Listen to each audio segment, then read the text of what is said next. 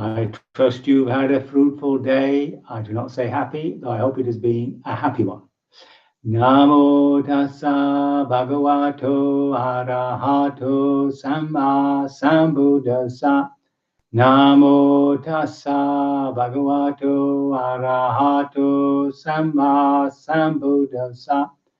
Namo tassa bhagavato arahato samma sambuddhassa. Homage to the Buddha, the blessed, noble, and fully self-awakened one. Oh, the lights just went off and on. It's interesting. We'll see what happens. I thought today we would move on to a different discourse. So this is the one we're meeting a character called Panchakanda. Now, Panchakanda was the carpenter to King Pasenadi, that's in the north of the Ganges, and the Buddha's at Jeta's Grove and Anathapindika's Park. So if you remember, that's Anathapindika was a rich merchant who bought him a load of land from a prince called Jeta. And he's called Pancha. Now it says that Panchakanda was his name, but I can't really believe that because it actually means 5 tools. And his 5 tools were an adze. You might not know what an adze is, but I myself have seen one actually in action. So I'm very familiar with an adze. It's like a pick, a small pick, but it's only got the wide end and it's sharp. And it's used for shaping wood crudely in a way. For instance, a trunk which you want to turn into a square beam, so you would use an adze. He's got a chisel, which is finer. He's got a measuring stick. He's got a gavel, a small hammer, and he's got a blackened thread. So that's he probably walked around with those and became known as Panchakanda. Anyway, he likes discussion. He likes to talk about the Dharma and things.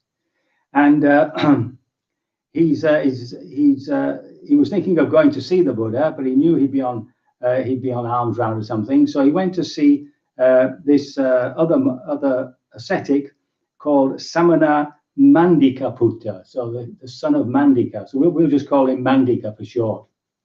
And Mandika is in the park, in this particular park. Lots of these samanas around him, these recluses, and they're all chatting away. And when he sees Panchakanda come, he says, "Sirs, be quiet, sirs, make no noise. Here comes the carpenter, Panchakanda, a disciple of the recluse Gautama, one of the recluse's white-clothed lay disciples staying at Savatthi," that's the capital. "These venerable ones like quiet. They are disciplined in quiet. They commend quiet. Perhaps if he finds our assembly a quiet one, he will come to join us." So there's this reputation that the Buddhist monks have, that they don't make a noise when they come together. Now, this silence was taken to a rather far degree, because lay people came to the Buddha at one point and said, "Look, we approach, the ascetics of other schools and teachers. We ask them questions, and they get into a discussion with us. But when we ask your monks and nuns questions, they just sit there like dumb pigs." So he made a rule. The rule is, if somebody asks me a question of the Dharma, I have to answer it, or else it's an offense. Anyway, they've got this reputation, and he gets into a conversation with Mandika, and Mandika tells him that I describe somebody who's accomplished in what is wholesome, perfected in what is wholesome, attained to the supreme attainment, an ascetic invincible with these 4 qualities. He does no evil bodily actions. He does no evil speech. He has no evil intentions. And he does not make a living by any evil livelihood. So Panchakanda just listens. He neither approves nor disapproves. And he wanders away thinking, well, I'll see what the Blessed One thinks about that. So he goes to see the Blessed One and he repeats this. And the Blessed One replies, the Buddha replies, Well, now, if this were so, Carpenter, then a young, tender infant lying prone is accomplished in what is wholesome, perfected in what is wholesome, attained to the supreme attainment, and ascetic invincible. For a young, tender infant lying prone does not even have the notion body. So how could he perform an evil act beyond mere wriggling? A young, tender infant lying prone does not even have the notion speech. So how should he utter evil speech beyond mere whining?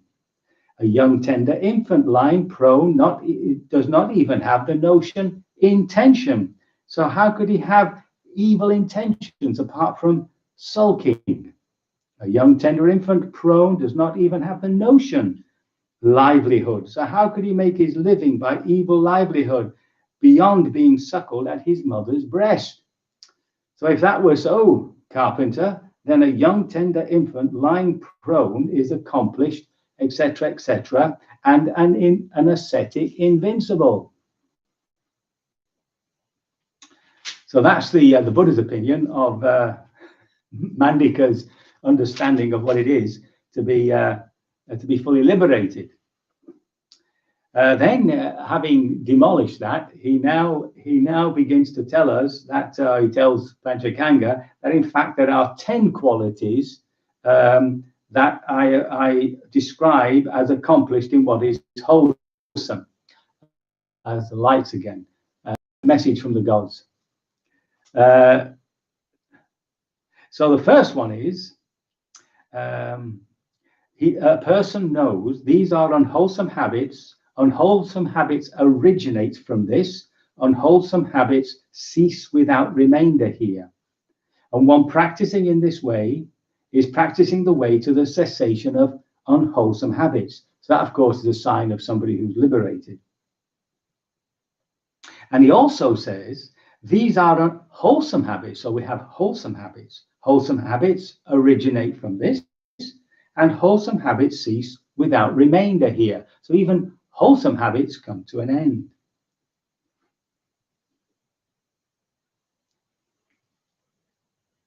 Now, where do unwholesome habits originate?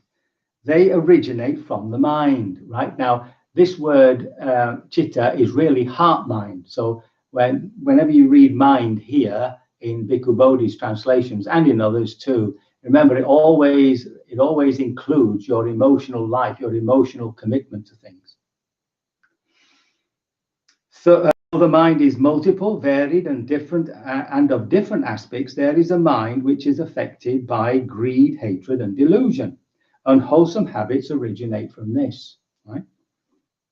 Where do unwholesome habits cease without remainder?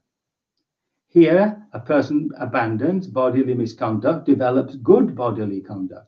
He abandons verbal misconduct and develops good verbal conduct. He abandons mental misconduct and develops good mental conduct. How practicing does he practice the way to the cessation? And what does he do? And these, of course, are the 4 right efforts. The first one is he awakens zeal for the non-arising of unarisen evil states. In other words, to make sure that unwholesome states don't arise. And then when they do arise, he awakens zeal to abandon them. When wholesome states arise, he awakens zeal for their continuance, not their disappearance, strengthening, increase, and fulfillment by developing them. And of course, he makes an effort and strives to bring new wholesome mental states to bear.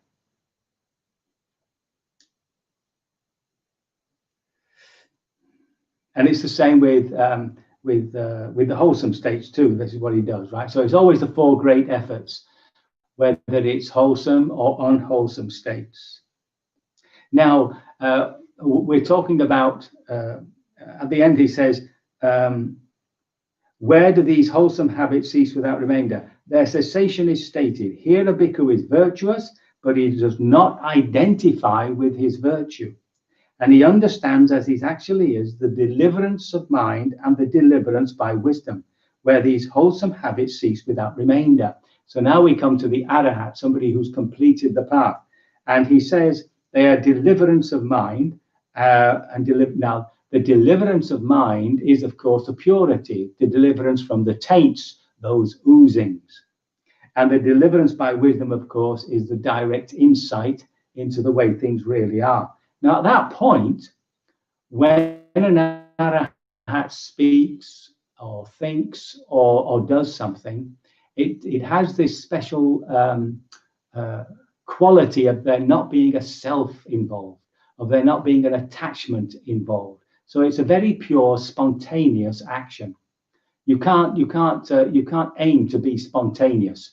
The whole point about spontaneity is that it arises spontaneously. And they have in the Abhidhamma, the higher teaching, they have a special word for the actions of that, and that is kriya, which translates as sort of functional. So so long as we are unawakened, unenlightened, our actions will always have some quality of self. If they're unwholesome, of course, we don't want them. But even when they are wholesome actions, there'll be some attachment, there'll be some identification with the action. So by practicing these four great efforts, this is how we come to the end of both wholesome and unwholesome, wholesome and unwholesome and wholesome actions. So the words in Pali are kusala, akusala, wholesome, unwholesome, and then this special category for those who are completely liberated, kriya, or functional.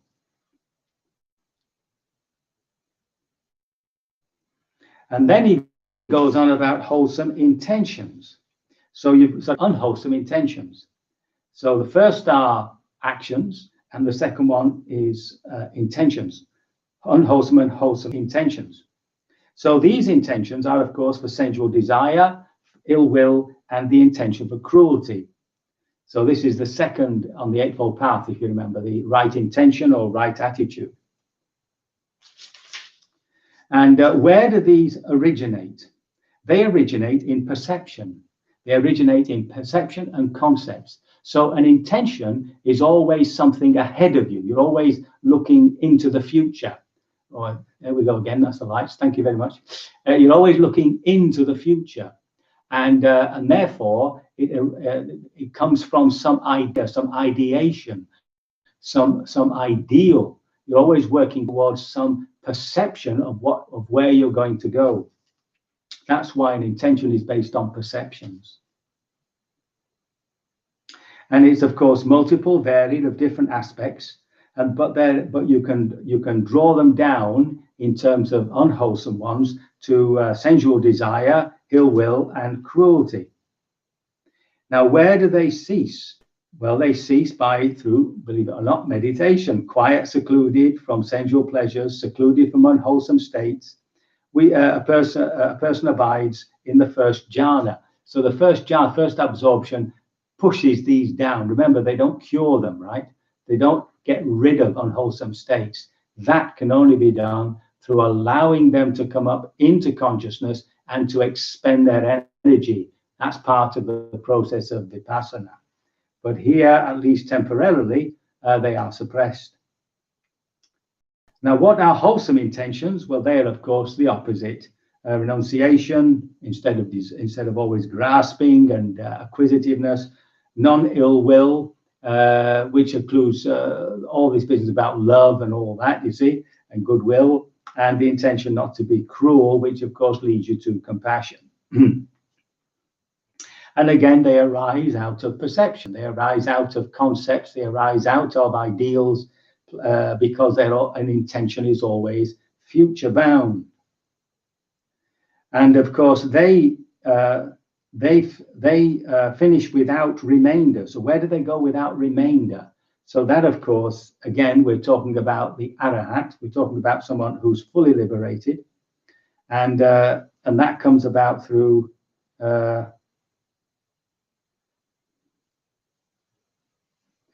partly through the practice of jhana, but in our practice of dry vipassana, pure vipassana, it comes about through practice again.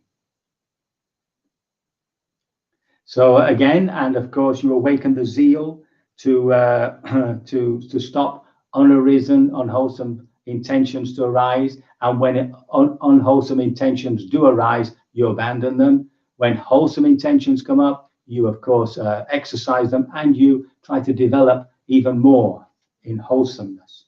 So we have a final paragraph that sums up for us the 10 qualities that are needed for somebody who is perfected in what is wholesome, attained to supreme attainment, and is an ascetic invincible. So the first 8, I think you'll recognize. Here the bhikkhu possesses right view of one beyond training, so of the right view of an arahat, the right intention of one beyond training, the right speech of one beyond training, the right action of one beyond training, the right livelihood, the right effort, the right mindfulness, and the right concentration. But also the number 9 and number 10 is right knowledge and right deliverance. So right knowledge, of course, is that direct perception of the deathless.